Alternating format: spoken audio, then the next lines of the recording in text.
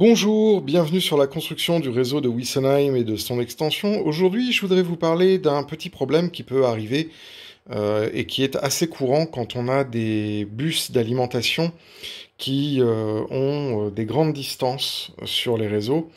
C'est que l'on peut avoir un phénomène de réponse fantôme sur la rétrosignalisation. Là, vous voyez de façon intermittente, j'ai l'adresse 4, enfin le port 4 sur l'adresse 66 de la carte de rétrosignalisation qui clignote par intermittence. Alors, j'ai été très embêté parce que je ne savais pas d'où ça venait, en fait, puisque techniquement, ce câble-là n'est pas encore connecté au rail. Et en fait, après un peu d'investigation, je me suis rendu compte que c'est à cause d'un effet fantôme. C'est-à-dire que quand on a des bus qui sont aussi importants que ça et qui sont mis en faisceau, on peut avoir des effets de résonance qui arrivent et donc qui envoient des tops de détection alors qu'il y a techniquement zéro courant sur le feeder. Et donc, la réponse à ça, c'est assez simple, c'est qu'il faut changer le threshold, c'est-à-dire la détection, le seuil de détection de la carte de rétrosignalisation. C'est-à-dire que par défaut, on est sur une détection de 1 mA, ce qui est relativement peu, mais par contre, on peut augmenter cette tolérance de détection de façon supérieure. Et quand on fait ça, sur les autres bus, là vous voyez j'ai mis temporairement des petites résistances, et du coup je n'ai plus de connexion fantôme sur le 1, le 2 et le 3, comme j'avais pu l'avoir sur la télécommande ici. Donc là je ne l'ai pas encore fait sur le 4, et on voit que de temps en temps j'ai un top d'occupation alors que le câble il n'est pas encore connecté aux voies.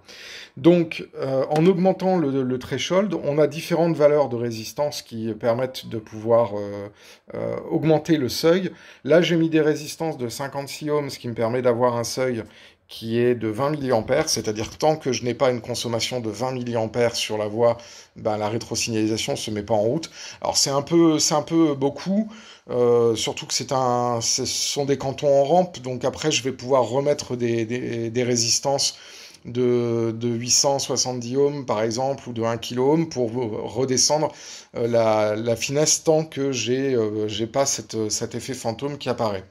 Voilà, donc c'est malheureusement pas très mal indiqué dans la notice du RS8, et donc du coup moi je me suis vraiment pété la tête parce que j'ai retiré des câbles, j'ai refait mon câblage de l'autre côté, j'ai même retiré des câbles sans les tresser, et de l'autre côté j'avais toujours cet effet fantôme.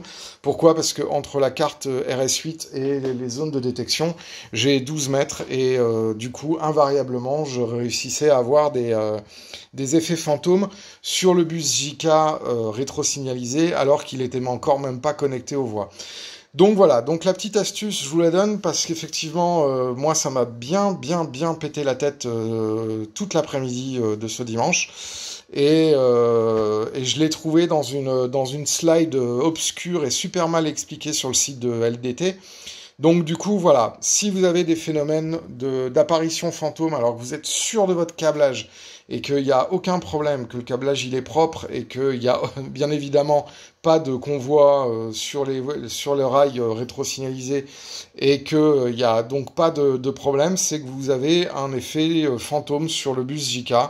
Et donc, il faut augmenter le threshold de détection. C'est-à-dire, au lieu de mettre à 1 mA, il faut le mettre à 2, 3, 4, jusqu'à 20 mA avec une résistance de 56 ohms. Là, il se trouve que j'avais vraiment des résistances de 56 ohms sous la main, donc j'ai fait ça pour voir si ça fonctionne. Et maintenant, effectivement, à la part sur la sortie 4 où je ne l'ai pas encore mis, tout est redevenu à la normale. Voilà, écoutez, je vous invite à laisser un message en commentaire si vous avez des questions. N'hésitez pas à mettre un petit pouce bleu. Abonnez-vous à la chaîne si ce n'est pas déjà fait. Je vous dis à très bientôt pour de nouvelles vidéos. D'ici là, portez-vous bien.